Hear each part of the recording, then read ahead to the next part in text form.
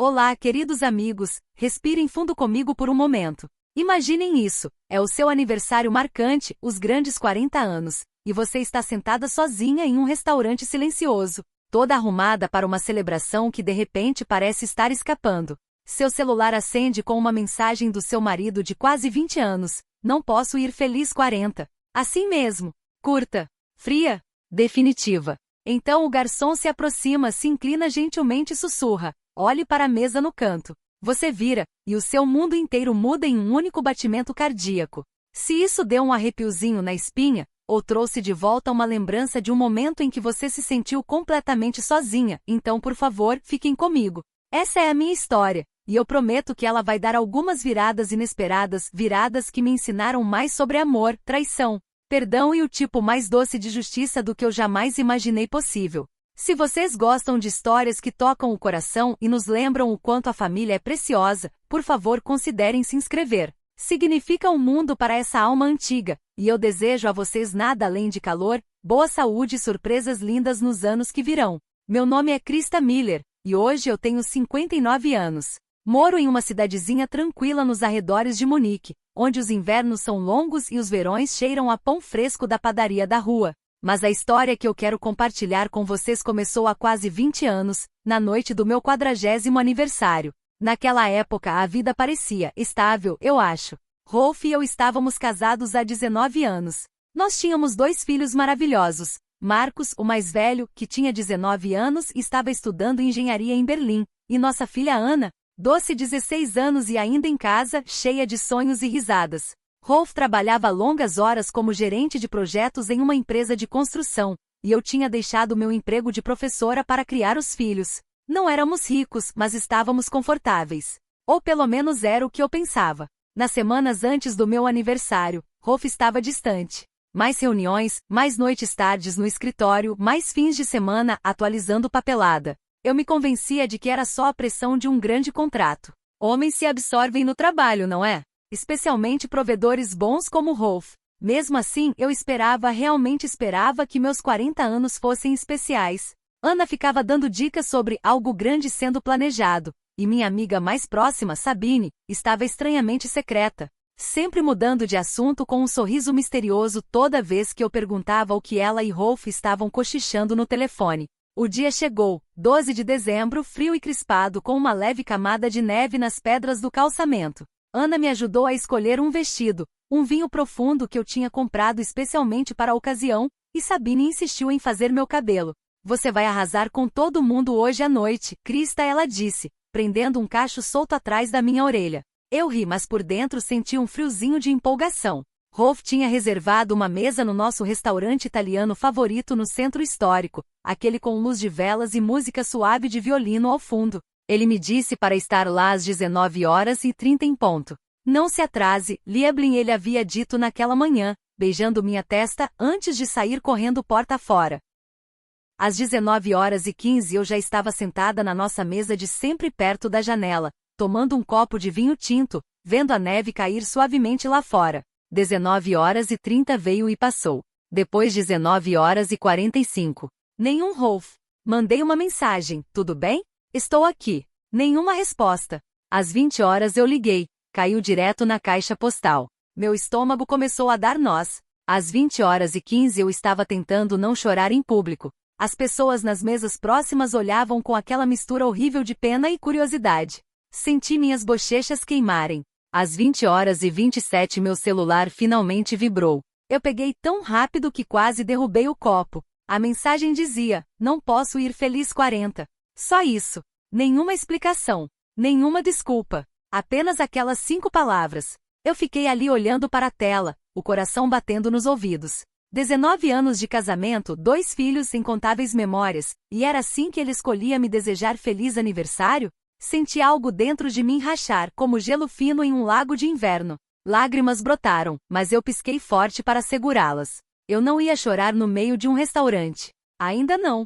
Pedi a conta, pronta para ir embora com o pouco de dignidade que me restava, quando o garçom jovem, Lucas, dizia ao crachá, se aproximou com um sorrisinho estranho. Ele tinha uns 24 anos, educado, com olhos gentis. Ele se inclinou e disse baixinho: Senhora Miller, por favor, não vá embora ainda. Olhe para a mesa no canto. Eu franzi a testa, confusa. O quê? Ele acenou com a cabeça para o canto mais distante da sala, aquele meio escondido atrás de uma divisória de madeira. Só olhe. Meu coração ainda doía, mas a curiosidade falou mais alto. Eu virei devagar na cadeira. E ali, naquele canto mal iluminado que eu nunca havia notado antes, estava sentada uma mulher. Sozinha. Jovem, muito mais jovem do que eu, com longos cabelos loiros caindo pelos ombros, rindo baixinho ao telefone. Ela era linda daquele jeito natural que faz as cabeças virarem, vestida com um elegante vestido preto que abraçava perfeitamente o seu corpo. Por um instante, eu não consegui respirar. Meus olhos vasculharam o resto do restaurante, procurando Rolf, procurando alguém que eu conhecesse, mas a mesa tinha apenas ela, e uma cadeira vazia à sua frente. Uma única rosa vermelha repousava sobre a toalha branca. Minha mente disparou. Era por isso que ele não podia vir? Era essa a desculpa dele, um jantar secreto com ela no dia do meu aniversário? A dor que começara como uma rachadura agora parecia uma fratura completa atravessando meu peito. Voltei-me para Lucas, a voz mal saindo num sussurro. Quem é essa? Ele apenas sorriu gentilmente e disse, por favor, senhora Miller, confie em mim por mais um pouquinho. Confiar nele? Confiar em alguém? Eu queria sair correndo para a neve e nunca mais voltar. Mas algo, talvez o orgulho, talvez a necessidade de saber a verdade me manteve colada à cadeira. Eu observava enquanto a mulher, essa desconhecida, olhava para o relógio, depois digitava algo no celular. Meu próprio telefone permanecia em silêncio. Nenhuma mensagem de Rolf. Nenhuma explicação. Os minutos se arrastavam como horas. Mal toquei no meu vinho. Memórias me invadiram, o dia do nosso casamento naquela igrejinha nos Alpes, a mão firme de Rolf na minha enquanto prometíamos para sempre, a noite em que Marcos nasceu, Rolf chorando mais do que eu, os primeiros passos de Ana direto para os braços dele. Tudo tinha sido uma mentira? Essas noites tardias, essas viagens repentinas, tinham sido por causa dela? Eu estava perdida naquela espiral sombria quando Sabine de repente apareceu ao meu lado, deslizando para a cadeira à minha frente como se tivesse surgido do nada. Crista querida, você parece que viu um fantasma, disse ela, os olhos brilhando de um jeito que me deixou ainda mais confusa. Sabine? O que você está fazendo aqui? Sussurrei, tentando manter a voz baixa. Você sabia disso?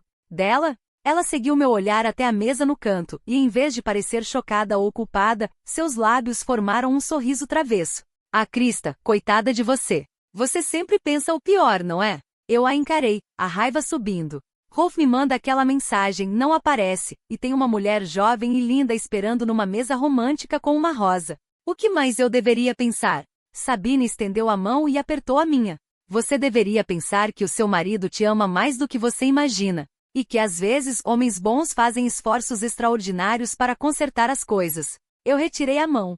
Consertar o quê? Ele está distante há meses, Sabine. Mal olha para mim. Nós não bem, você sabe, há mais tempo do que eu gostaria de admitir. E agora isso. A expressão dela suavizou.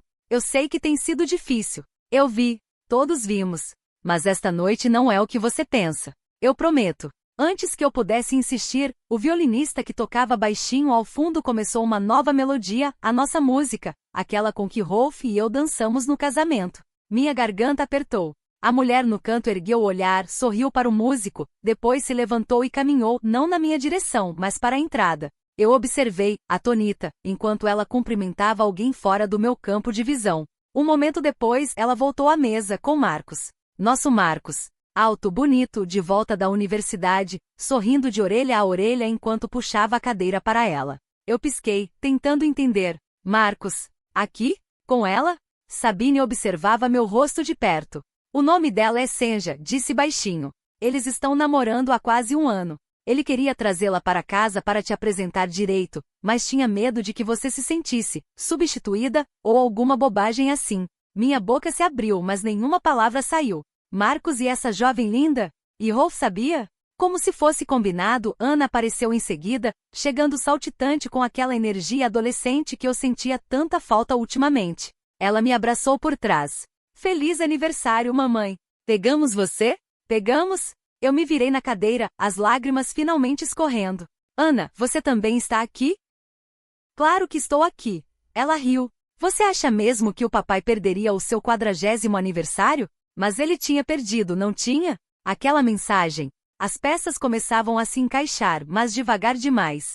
Meu coração ainda batia forte com o medo do que eu quase acreditei. Ana beijou minha bochecha e sussurrou: olhe para a porta de novo, mamãe. Desta vez, de verdade. Eu olhei. E lá, parado logo na entrada com flocos de neve derretendo nos cabelos escuros, estava Rolf. Meu Rolf. Segurando o maior buquê de lírios brancos que eu já vi, meus favoritos. Seus olhos encontraram os meus através do salão, e o olhar no seu rosto, era o mesmo olhar que ele me deu no dia em que pediu minha mão, 30 anos antes. Ele começou a caminhar na minha direção, devagar, com determinação, enquanto todo o restaurante parecia silenciar. Marcos e Senja estavam de pé agora, sorrindo. Ana tinha o celular na mão, gravando. Sabine chorava lágrimas de felicidade ao meu lado. Rolf chegou à minha mesa e se ajoelhou de verdade, de joelho, aos 61 anos, na frente de todo mundo. Ele não se importava com quem estava olhando. Krista, começou ele, a voz carregada de emoção. 19 anos atrás, eu prometi te amar para sempre. Mas em algum momento eu me perdi tanto em prover, em trabalhar, em ser o homem que achava que você precisava, que esqueci de ser o homem por quem você se apaixonou. Eu não conseguia falar. Lágrimas corriam pelo meu rosto. Esses últimos meses, continuou ele, eu estive planejando isso com as crianças e com Sabine. Não só um jantar. Algo maior. Algo para te lembrar, e me lembrar. O quanto somos preciosos um para o outro. Aquela mensagem. Eu mandei porque estava preso no trânsito a caminho daqui, e sabia que se dissesse que ia me atrasar, você ficaria preocupada. Mas eu queria que você sentisse, só por um momento, como seria a vida sem eu aparecer, para que você entendesse o quanto essa vida é impossível para mim.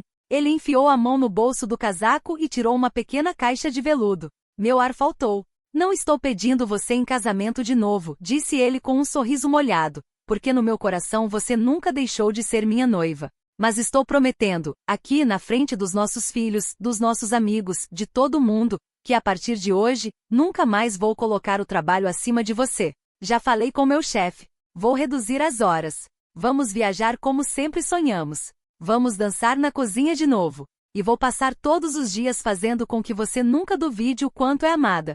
Ele abriu a caixa. Dentro, havia uma delicada aliança de prata gravada com a data do nosso casamento, e a data de hoje abaixo dela. Uma renovação, disse ele simplesmente. Se você me aceitar de novo. A essa altura, todo o restaurante estava assistindo. Algumas pessoas choravam. Marcos tinha o braço ao redor de Senja, que enxugava os olhos. Ana sorria radiante. Eu olhei para esse homem, meu marido, meu amor, o pai dos meus filhos, que havia orquestrado a surpresa mais elaborada, mais dolorosa e mais linda imaginável, só para me lembrar da sua devoção. E eu disse a única coisa que consegui através das lágrimas. Sim, Rolf. 1000 vezes sim.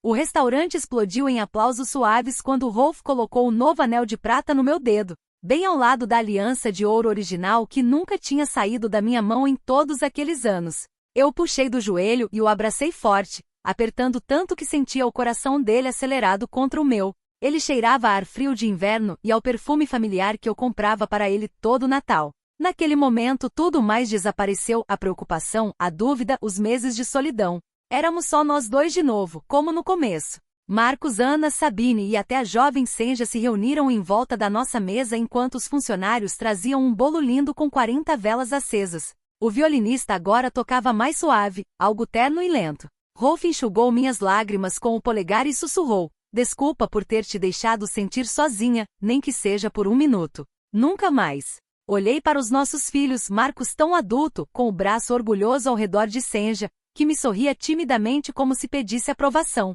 Estendi a mão e peguei a dela. Bem-vinda à família, meu amor, eu disse, e os olhos dela se encheram de lágrimas de gratidão. Ela apertou meus dedos com delicadeza e sussurrou: obrigada, Krista. O Marcos me falou tanto de você. Eu estava nervosa achando que você talvez não. A voz dela sumiu, mas eu entendi. O coração de mãe sempre abre espaço.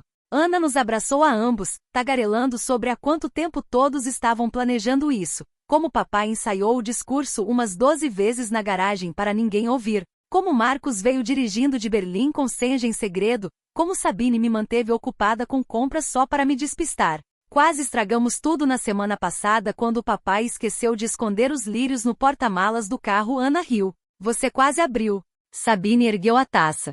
Para Krista, a mulher mais forte e bondosa que conheço. E para Rolf, que finalmente acertou. Todos rimos com lágrimas felizes, tilintando as taças enquanto a neve continuava caindo suavemente lá fora na janela. Lucas, o garçom querido, trouxe champanhe por conta da casa, dizendo que toda a equipe estava na conspiração e ficou emocionada que deu certo. Aquela noite mudou tudo. Rolf cumpriu todas as promessas. Ele realmente reduziu as horas no escritório, nada mais de noites tardias, nada mais de ligações nos fins de semana. A primeira coisa que fez na segunda-feira seguinte foi entregar o aviso de que não faria mais os projetos extras. Fizemos as viagens que sempre sonhamos, uma semana na Toscana na primavera seguinte, caminhando de mãos dadas pelos vinhedos ao pôr do sol, provando vinhos e conversando sobre nada e tudo. Um mercado de Natal tranquilo em Viena, onde tomamos glühwein sob luzes cintilantes e nos beijamos como adolescentes.